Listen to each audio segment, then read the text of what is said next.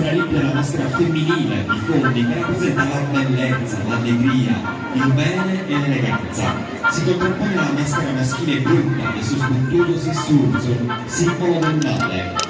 La maschera Olimpia è tipica del carnevale, anche se in passato veniva indossata anche in altre occasioni di festa, come ad esempio i matrimoni.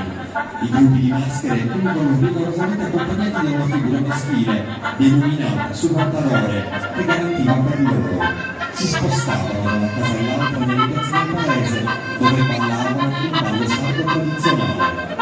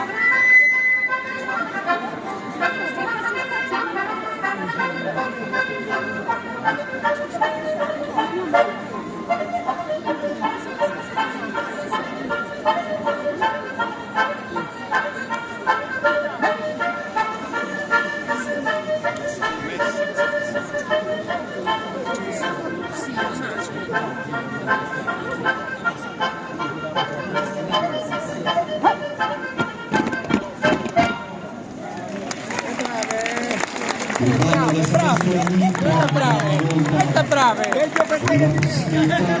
Darci in prova quello che è il lavoro di ricerca e di studio accompagnati dall'organetto, le danze che si ripetono. E dal racconto degli anziani è emerso il ricordo di un ballo denominato squadriglia. Si tratta di una danza importata ai primi del Novecento da un certo dottor Marchi che aveva soggiornato per un lungo periodo in Francia. A carnevale si passa la linea di improvvisare il ballo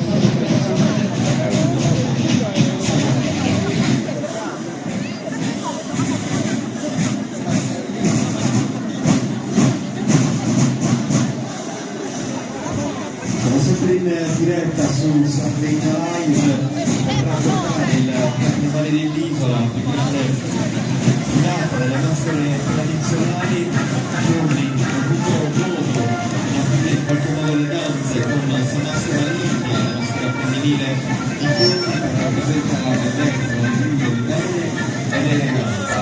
E prima vi raccontavo, vi parlavo